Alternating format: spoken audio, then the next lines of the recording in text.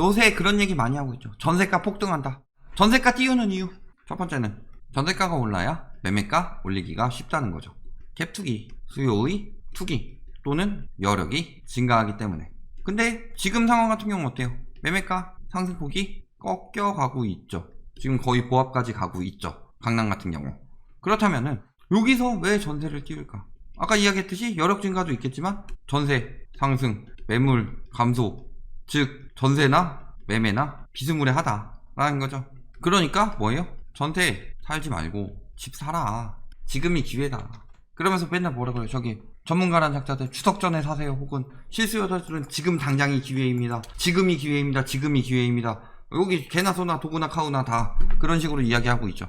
그런데 과연 그런가? 전세가가 언제까지 오를 수 있을 것이며 지금 당장 매매할 시기인가? 요거 두 가지만 보면 되겠죠. 매매 누르니 전세 튀었대요. 9.13 이후 매매가 떨어질 때 전세가 같이 떨어졌고 그 이후에 매매가 오를 때 전세가 같이 올랐는데 왜 자꾸 매매가 떨어지면 전세가가 튄다는 프레임을 만드느냐. 그거 MB 때 잠깐 있었던 일인데 부동산 긴 역사 중에서 거의 없고 매매가 감소 때 전세가 같이 감소했는데 왜 자꾸 그 얘기를 하느냐. 그래서 전세값 60조 연속 상승 뭐 이런 얘기 하고 있죠. 전세 난민의 강제 탈서울, 전세 난민 붙이면서 임대차 3법 부작용만을 강조하고 있는 거죠. 경기까지 옮겨간 풍기 현상, 매물은 풍기죠. 이사철 전세난 현실로, 전세난이 현실로 갈지는 한번 봐야 되겠죠. 전월세 거래 역대 최저, 월세도 역대 최저잖아요. 전세 줄고 반전세 폭증, 반전세 폭증한 이유 뭐 때문이다? 120, 9억 이상 아파트 보유시 전세 자금 대출 금지죠. 다만 1회 같은 금액으로 연장까지는 가능하다. 그러면은 7억 살고 있던 사람이 올리고 싶은데 요걸 더 못 올려요. 그러니까 연장 해가지고 7억으로 연장하되 여기다가 뭐 한 50만원씩 붙여가지고 반전세 만들어서 받는 거다. 그거라고 그랬죠. 뭐 이제 월세까지 씨가 말랐다. 이거 임대차 3법 때문이에요? 맞죠? 계약갱신 청구권 이용해서 재계약하니까 집주인이 마음대로 못 쫓아내니까 거래가 최저죠. 왜? 이 거래는 뭐만 가지고 측정한다? 신규 계약만 반영한다고 그랬죠. 자 보면 돼요. 임대차법 직격탄 5년 만에 최대폭 상승 고공행진 이거 신규 계약만 책정하기 때문이죠. 대부분 재계약이 오히려 더 안 오르죠. 신규 계약의 경우는 비싸게 받으려고 하는데 가뜩이나 이렇게 계속 지금 한다고 하니까 고공행진이라고 하고 있는데 실질적으로 재계약의 경우 고공행진이 돼요.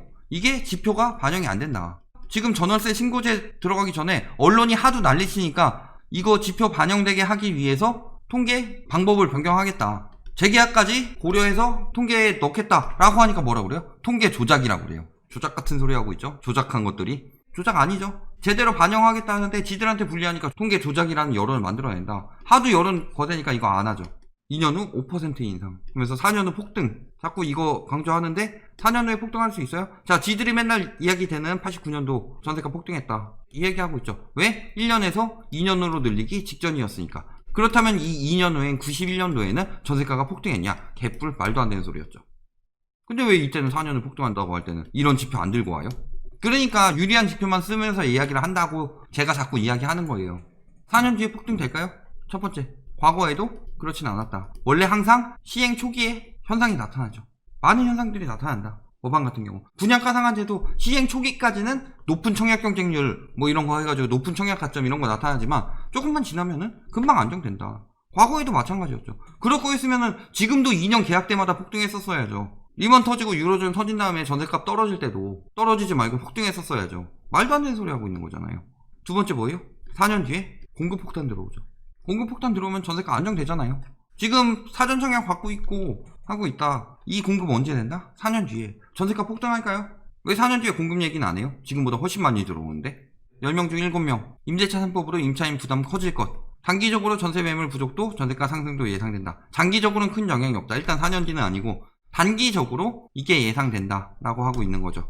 그러면서 전세 공급을 줄여 전세를 구하기 힘든 상황에서 전세가가 상승. 자, 공급이 줄는 만큼 수요도 줄죠. 왜 이런 거 자꾸 얘기 안 하는지 모르겠어요. 월세 이전 과정에서 월세도 높아지고 이것도 뭐예요? 수요도 같이 줄었다. 지금 다 재계약하느라고 모두에게 부정적인 영향 미칠 가능성 크다. 뭐 이런 이야기 하고 있는데 실질적으로 이 교수들이 많이 하는 이야기가 뭐예요? 이걸 막기 위해서 신규 계약에 대해서도 상한제 시행하라. 이런 여론을 만들어줘야 되겠죠? 기사해가지고 신규 계약에 대해서도 상한제를 적용하도록 해라. 이게 여론이 생겨야지. 안 그러면 소급 적용이 돼버리기 때문에 정부에서도 함부로 못할 거란 말이에요. 그렇다면 이걸 여론으로 만들어줘야 되겠죠.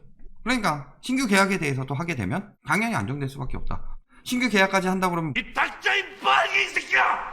그리고 자꾸 외국 주택이랑 비교하는데 외국이랑 우리나라는 부동산 상황이 다르다. 우리나라는 건설 마피아들은 물론이고 투기꾼들이 다주택자들이 실수요들이 살 부동산을 대부분 심하게 점령했기 때문에 더욱 강하게 규제가 들어가야 된다. 그게 맞죠.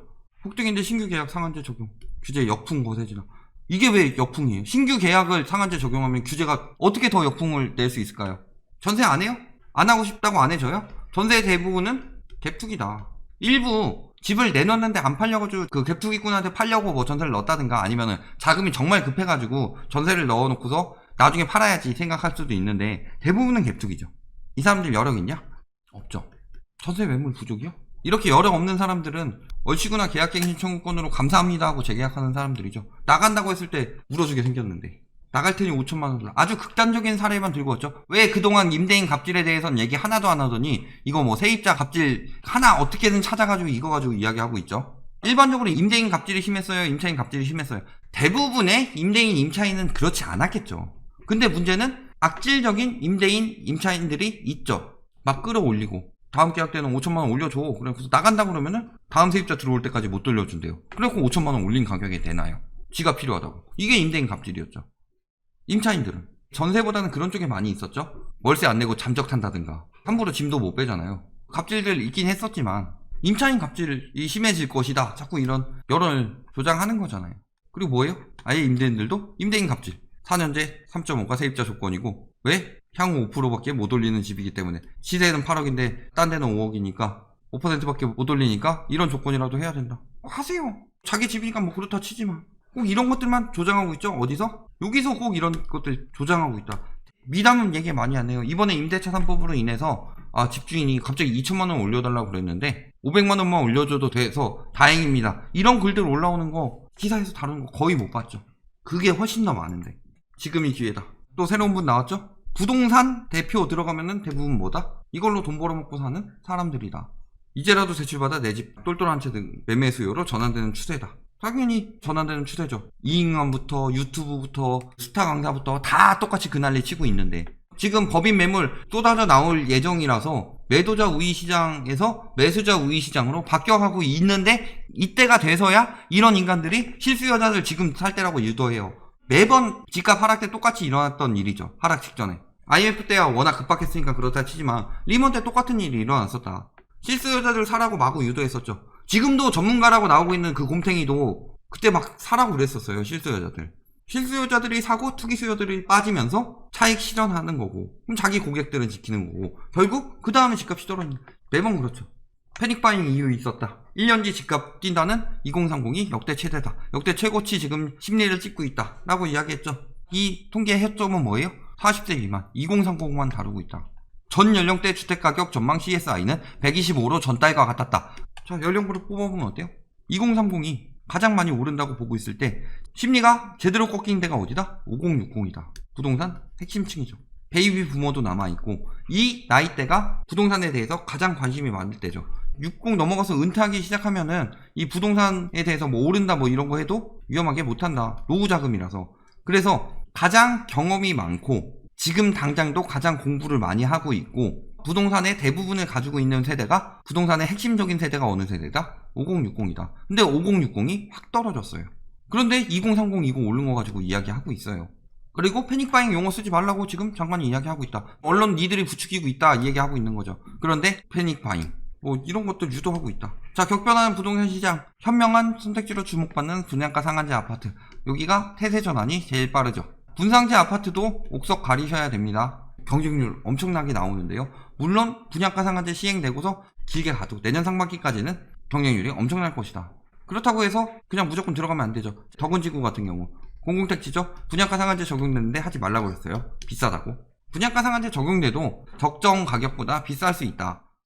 세세 전환했다. 근데 사실상 지금 매매나 분양가 상한제 적용 안 되는 아파트 그걸 로또라고 분양받는 것보다는 현명한 선택지는 되겠죠.